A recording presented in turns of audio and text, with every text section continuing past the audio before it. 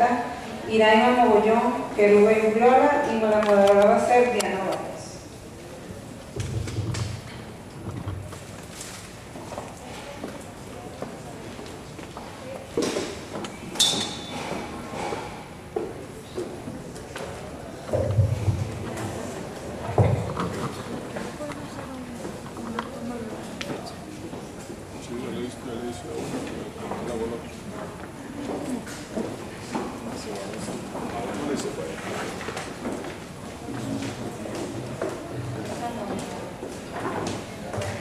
Bueno, les presento a la moderadora del panel, Diana Valles, amplia colaboradora, nos ha ayudado pues, en todo también aquí en el evento, y además va a ser la moderadora del panel.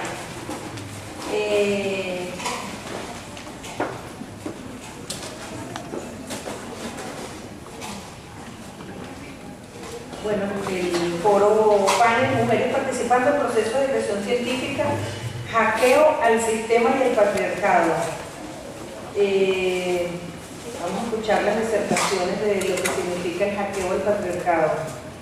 Vamos a darle la palabra entonces para empezar a Lerkis Hernández, o para que nos hable de la primera lectura, la primera aproximación de este tema. Lerkis. Ah, no está. Muy bien. Entonces, inicia Iraima Mogollón entonces con la primera aproximación al tema del hackeo al sistema y el patriarcado, una introducción con el tema de la ciencia y el género. Buenos días, bueno, como dijo Diana, mi nombre es Iraima Mogollón. Yo soy docente en la Facultad de Ingeniería de la Universidad Central, pero no soy ingeniera, mi formación es en humanidades, y he realizado estudios en el curso de la ciencia y la tecnología, y últimamente he estado investigando más el aspecto social de la relación ciencia-tecnología, género o ciencia-tecnología-mujer. Tengo como esa doble identidad, ¿no?, de ser humanista y trabajar en una facultad tecnológica. Todos mis compañeros y compañeras de trabajo, la mayoría son ingenieros o ingenieras, y yo pertenezco a un pequeñito departamento donde estamos los humanistas en el asunto. Y el primer punto del que les quería hablar es justamente eso, cómo dividimos las actividades humanas en ciencia, en humana, en sociales, cuando realmente son todas sociales y son todas humanas, independientemente de que sea tecnología, sea biología, sea medicina, ¿eh? Entonces, bueno, les voy a decir un poquito los puntos que traigo para hablar con ustedes. Si hay alguno que no les interese, pues me dicen de una vez y así acortamos. Y voy a tratar de ser breve cualquier interrogación. Por supuesto, no sé cómo lo va a hacer ya, si lo vamos a hacer al final, al principio, pero en el caso podría interrumpir. Entonces, de lo primero que quisiera hablar es del asunto de ciencia y tecnología. Lo segundo, el cuestionamiento de la ciencia y la tecnología que se inicia con los movimientos sociales. El tercero, el cuestionamiento de la ciencia desde la academia. Y ya para entrar en realmente el tema, el cuestionamiento de la ciencia desde el feminismo, desde el movimiento feminista. Y allí les voy a hablar un poquito de lo que es la epistemología crítica feminista, la teoría crítica feminista de la ciencia, y esa relación de ideología científica e ideología patriarcal. ¿Qué significa eso? Luego les voy a contar, si nos da tiempo y si ustedes no se han aburrido todavía, de lo que han sido los estudios feministas de la ciencia. O sea, la gente que se dedica a estudiar eso, qué es lo que estudia. Y cómo se cuestiona el paradigma antropocéntrico de la ciencia y la tecnología. Y finalmente, si nos da tiempo, si no están aburridos o aburridas, ¿qué perspectivas plantearía yo para el cambio que creo necesario? Bueno, en relación a lo primero, cuesta muchísimo desligar lo que es ciencia y tecnología. Es muy difícil hablar de la ciencia hoy día sin hablar de la tecnología. Es muy difícil hablar de la tecnología sin hablar de la ciencia. Ya, por supuesto, superamos esa noción lineal que nos decía que primero es la investigación científica y a partir de allí se hace la aplicación y se produce tecnología. No sé profundamente cómo diferenciar esas dos actividades, pero ya a nivel sociológico sí podríamos decir que podemos estudiar la ciencia y la tecnología como un fenómeno. Se habla de la tecnociencia y se habla de ciencia y tecnología sin separarlas, ¿no? Porque hoy día, dado el mundo tecnologizado en el que vivimos y la atención científico-tecnológica de la salud, por ejemplo, es muy difícil separar estas dos cosas. Por ejemplo, en mi facultad hay un centro de investigación que es justamente de biomedicina, ¿no? Biotecnología, ¿verdad? Entonces allí están los científicos y están supuestamente los ingenieros que son tecnólogos. Pero los unos y los otros trabajan exactamente las mismas cosas y producen exactamente los mismos resultados o los mismos productos. Entonces siempre me voy a estar refiriendo a ciencia y tecnología.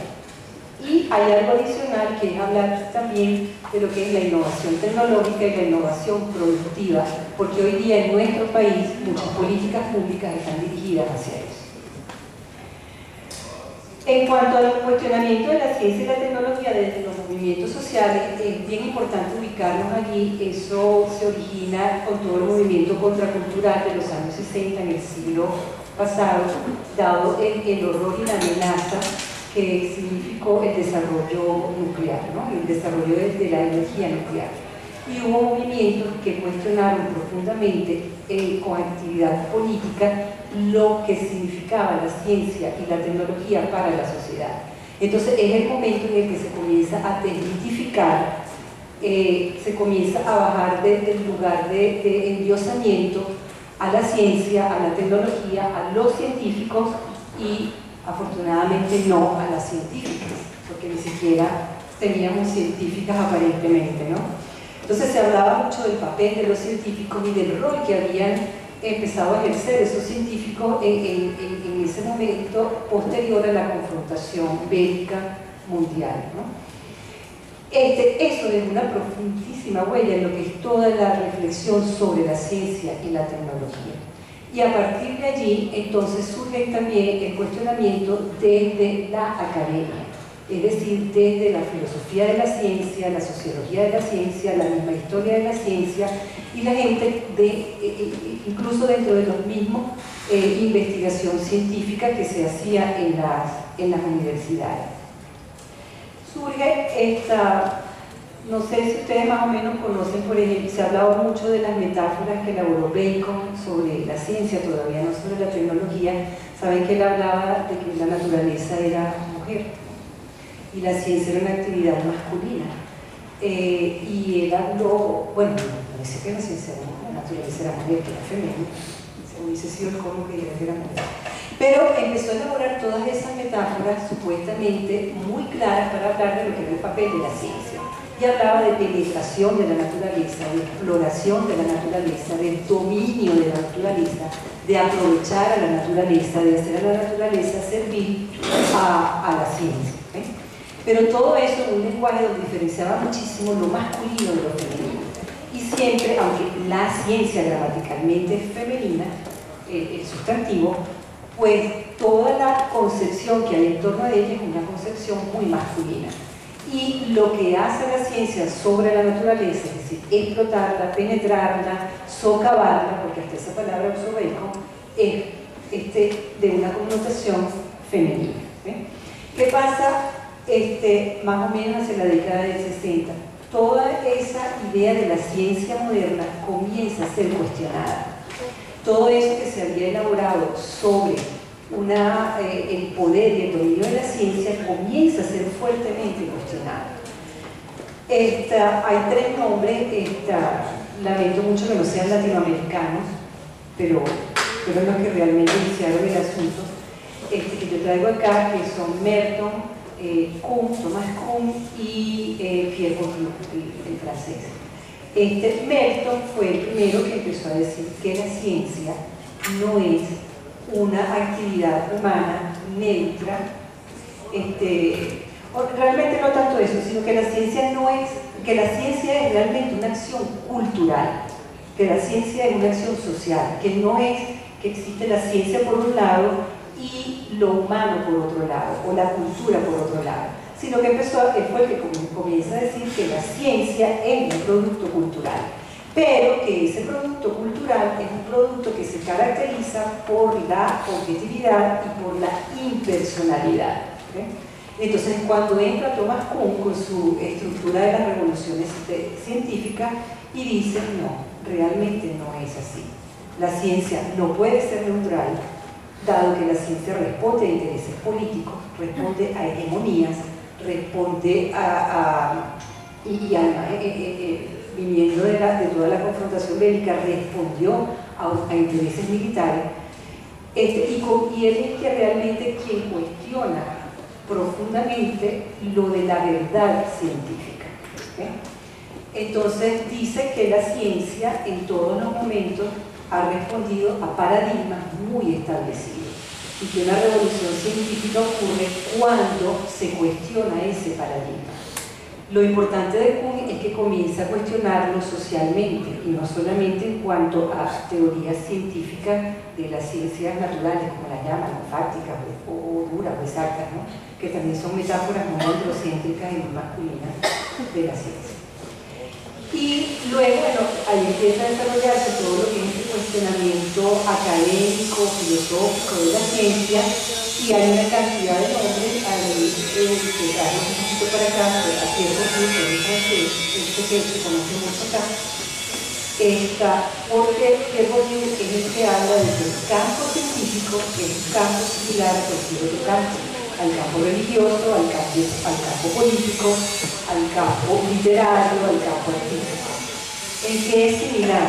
Bueno, es similar en que, como todo campo, es una lucha de poder, es una lucha por la imposición de una hegemonía, es una lucha incluso de clases, y es una lucha por la imposición de lo que él llama la autoridad científica. Y comienza entonces a cuestionar quién tiene la autoridad científica, quién tiene la verdad, quién dice que esto es así, quién tiene el derecho de decirlo, además quién tiene la palabra dentro de la ciencia. Toda esa revisión de lo que son los postulados de la ciencia, lo que es el cuestionamiento de la objetividad, de la neutralidad, de la impersonalidad, es seguido también entonces por el feminismo, y dentro del feminismo por la teoría crítica feminista de la ciencia. Dentro de la teoría crítica feminista fundamentalmente encontramos el cuestionamiento a la epistemología de la ciencia. Entonces hay como una epistemología feminista de la ciencia. ¿Qué es lo que...? Hay mucha, como todo movimiento feminista, ¿verdad? Alba sabe de feminismo mucho más que... Ayúdame, Alba. Sí, como todo movimiento feminista, creo que hay muchas tendencias. Dentro del movimiento feminista hay muchas tendencias. Y se habla de olas feministas, la primera ola, la segunda ola, la tercera ola, y todo depende de la alineación ideológica, histórica, cultural que haya, ¿no? Dentro de la teoría crítica feminista de la ciencia, pues también hay muchísimas tendencias. Pero lo importante es que todas esas tendencias confluyen o coinciden en una cosa, y es en el cuestionamiento de ese sesgo androcéntrico de la ciencia considerada como única y aceptable universalmente. Eso se cuestiona el sentido de universalidad de la ciencia. O sea, la feminista dice, ¿cómo la ciencia va a ser universal si la ciencia es producida desde una situación cultural e histórica y política específica? Entonces, si yo la produzco desde allí, indudablemente no puedo tener resultados universales, ¿verdad? Y justamente dice, si yo produzco la ciencia desde una ideología patriarcal, el producto es entonces patriarcal. ¿Qué pasa con la ciencia? La ciencia y la tecnología son instituciones sociales absolutamente funcionales al patriarcado. Si el patriarcado se sostiene sobre creencias religiosas, se sostiene sobre hábitos sociales, se sostiene sobre un sistema educativo muy claro, muy definido, pues la ciencia y la tecnología, tal como la desarrollamos hoy día, se sostiene también, o la ideología patriarcal se sostiene también sobre ese paradigma científico y tecnológico. Y es un poco entonces lo que está cuestionando la teoría crítica feminista de la ciencia. Cuando pasamos a revisar los estudios feministas de la ciencia y la tecnología, hay 4 puntos fundamentales, ¿no? En primer lugar, ¿qué se estudia? El problema de la visibilización de la participación de las mujeres en ciencia, y por eso este foro es tan importante. Que somos menos las mujeres en ciencia y tecnología que los hombres, sí, eso es cierto, eso es realmente cierto, somos menos. Ahora, las que son menos están también invisibilizadas, han sido incivilizadas. O sea, la participación de las mujeres en ciencia, por un ejemplo clarísimo, es el de la esposa de Einstein, ¿no? Cómo contribuyó a toda la teoría de la relatividad y cómo hizo cosas que no pudo haber hecho sin los adelantos de la esposa, y sin embargo la esposa no aparece por ningún lado, ¿sí? En nuestro medio pues también, ¿cuáles son las científicas? Yo hice una investigación en el Instituto Venezolano de Investigaciones Científicas. Si ustedes entran allí, no sé si lo conocen, es un centro que emula Los Álamos, el centro de Los Álamos, donde se desarrolló la bomba nuclear. Entonces es como apartados por allá, estamos en el kilómetro 11, en una zona nublada, bellísima. Entonces están los científicos allá montados en neblina pensando, ¿no? Como hicieron todos los físicos cuánticos. Pero uno sube por esta montañita que es toda la callecita allí y están como unos, no sé qué se llaman, unos parajes, algo así. ¿Dónde están los científicos importantes del país? No hay ni una mujer, ni una mujer. Y yo dudo mucho que no haya habido nunca mujeres científicas dignas de destacar su actividad. Entonces, una de las cosas fundamentales que se trabaja es visibilizar la participación que ha tenido la mujer en ciencia y tecnología. En Venezuela no se ha hecho ese trabajo. O sea, nadie se ha dado la tarea de revisar la historia de la ciencia y la tecnología en Venezuela y visibilizar ese aporte. Lo otro que se trabaja muchísimo entre los estudios feministas de la ciencia y la tecnología es el asunto de la educación de las mujeres en ciencia y tecnología. Y ahí hay trabajos lindísimos, ¿no? Que podríamos aplicar también al área de informática. Hay muchos trabajos hechos en Venezuela, hay algunos también sobre la enseñanza de la matemática, por ejemplo. Y entonces se estudia empíricamente en campo cómo a las niñas desde chiquiticas se les está diciendo que ellas no sirven para las matemáticas, que eso es asunto de hombres. De hecho, es muy poco femenino dedicarse a las matemáticas, ¿sabes? Se te pone el culo chato de tanto estudiar, ¿sabes? Eso es favor, eso. No, sí, ese tipo de cosas, ¿sabes? Porque uno dice, bueno, en una ponencia no se dicen esas palabras. Pero es que eso es lo que se dice y realmente es como se va conformando lo que es la representación de la persona que se dedica a la matemática. Cómo en el imaginario social construimos la persona que se dedica a matemática. Así con ese tipo de cosas que vamos diciéndole a los niños y a las niñas desde pequeños. Entonces no nos imaginamos eso, no nos imaginamos una niña bonita, ¿sabes? Bien maquilladita, bien presentadita y coqueta, estudiando matemáticas y cosas. Entonces, así, ese estudio se ha hecho, ¿no? Desde el preescolar, incluso se ve desde el preescolar. Pero también hay también en biología, en química, en física, como la imagen del hombre que está metido en un laboratorio, hombre. O sea, una mujer no está en un laboratorio. También, yo recuerdo cuando yo iba a elegir mi carrera, mi hermano que estudiaba química pura, se puso muy molesto porque yo decidí estudiar letras y hubo una reunión familiar. Y en la reunión familiar mi hermano quería obligarle a mi papá y a mi mamá que no me dejaran estudiar letras. Y lo que mi mamá dijo que eso era una profesión muy bonita para una mujer. O sea, ese era el argumento de mi mamá, ¿sí? Y realmente es así. Eso responde a lo que también ha estudiado el feminismo, los estudios sobre la mujer, a lo que llamamos el fenómeno de la división sexual del trabajo.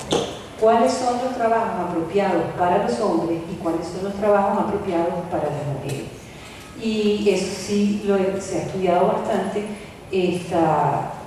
Hay como una tendencia que los trabajos apropiados para los hombres son los trabajos que tienen que ver con el dominio de lo público, y los apropiados para las mujeres son los que tienen que ver con el dominio de lo privado. Entonces, cuando nos llevan a estudiar afuera, porque nos sacaron cuando por razones económicas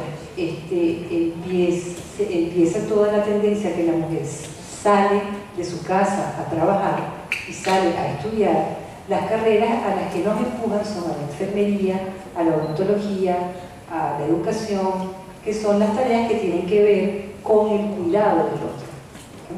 En la Facultad de Ingeniería, por ejemplo, la facultad masculina en cuanto a la cantidad de personas que estudian allí y de profesores que hacen allí más que profesores. Pero las ingenierías que más hombres tienen son justamente mecánica, porque es como la más masculina, civil, porque donde van a estar los hombres en la calle. Cuando se estaban haciendo, por ejemplo, los estudios en la plataforma Ventana, se solicitó dentro de la facultad estudiantes que fueran a hacer pasantías, y la que se sacó el mejor puntaje fue una muchacha. Y el profesor de su escuela decía que ella no iba. Yo le decía que por qué, si era la que estaba mejor, más calificada. Y dice, pero ¿qué va a ir a hacer allá? Esa muchacha tan bonita, metida allá en no sé qué. Yo le decía, pero ¿por qué? Me decía, Miranda, ¿te imaginas que está allá metida, le viene la regla? Yo le digo, bueno, ¿y qué pasa que le venga la regla? Eso es una enfermedad. O sea, ¿en qué edad va a inhabilitar eso? ¿Ves? Entonces hay toda una representación de lo que es el científico que no se puede asimilar a lo que la representación social de mujer considera.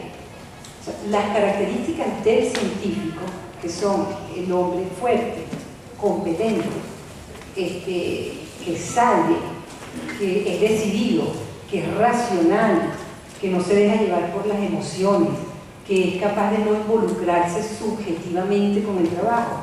Todo eso es contrario a lo que es socialmente una mujer. Un ser débil, un ser emocional, un ser subjetivo, un ser que se hunde a la primera, un ser que se preocupa más por tener las uñas largas que por arreglar el aparato que se necesita arreglar en el. Entonces, todo eso se va conformando a lo que se llama la educación científica y tecnológica. Hay un currículo oculto que va marginando la participación de las mujeres en las carreras de ciencia y tecnología. Y también, pues, por supuesto, se estudia lo que es la división sexual del trabajo científico y tecnológico. Esa educación científica, aunque son muchísimas más las mujeres que se gradúan, mucho más que los hombres, pues son mucho más los hombres los que llegan a ocupar cargos en plantas, en industrias, en corporaciones. Y después, pues son muchos más los hombres los que llegan a cargos gerenciales, a cargos de alto nivel, a cargos de toma de decisiones en ciencia y tecnología. Por último, al otro que se dedica los estudios feministas de la ciencia es justamente entonces a ese cuestionamiento ya del paradigma científico y el paradigma de la ciencia tecnológico, el paradigma científico y el paradigma tecnológico. Y allí hay una pregunta bien interesante. Hay una escritora, una científica norteamericana muy revolucionaria que se llama Evelyn Fox-Keller. Yo les recomiendo muchísimo que la lean. Y ella justamente lo que empieza a preguntarse es, bueno, ¿queremos nosotras las mujeres participar en una estructura androcéntrica, absolutamente patriarcal, como es la estructura de la ciencia y la tecnología? ¿Qué significaría para nosotras participar allí? Absorber todos los valores patriarcales de la ciencia, entrar allí con una intención revolucionaria de cambiar ese paradigma androcéntrico de la ciencia hacer otra ciencia, resquebrajar la estructura o la institución científica y tecnológica. Y esas son preguntas que, por supuesto, no están respondidas. Todas ustedes, me imagino, trabajan en... Digo todas porque voy a hablar ahorita del asunto de la participación de la mujer, ¿no? Trabajan en asuntos relacionados con informática y con tecnología. Yo trabajo en la universidad haciendo investigación científica, porque la gente de humanidades también tiene que hacer investigación científica, porque la ciencia es la que es realmente universal, no las humanidades. Y a veces yo me pregunto, no sé si ustedes se lo preguntan, ¿qué hago yo? Estoy investigando de acuerdo a un paradigma con el que yo no estoy de acuerdo. Estoy haciendo una investigación para una estructura absolutamente patriarcal. ¿Qué poder tengo yo de resquebrajar realmente esto? Estoy permitiendo que me evalúen desde una perspectiva que no es realmente la mía. Me estoy adecuando yo a todas esas normas y a todas esas elementos de evaluación. Entonces yo quiero, mira, para terminar un poco, yo no quiero ser pesimista ni cerrar las puertas, ¿no? Ni decir, bueno, no es posible, pero sí creo que en el país hay un momento de intención, o hay una intención muy fuerte de transformación. Y cuando nosotros leemos el Plan Nacional de Ciencia, Tecnología e Innovación, nosotros vemos allí una posibilidad, que es la posibilidad justamente de incorporación y de inclusión a lo que es toda la actividad de ciencia, tecnología e innovación tecnológica e innovación productiva, ¿no? Porque se trabajan las dos tendencias. Entonces creo que es necesario profundizar en políticas públicas de ciencia y tecnología. Creo que es necesario que se explicite la perspectiva de género entre esas políticas, de que no la están. Se habla de incorporación del sector indígena, de incorporación de los niños y las niñas, pero nunca se habla de incorporación de las mujeres, que es uno de los sectores del desarrollo científico. Bueno, eso era todo por hoy.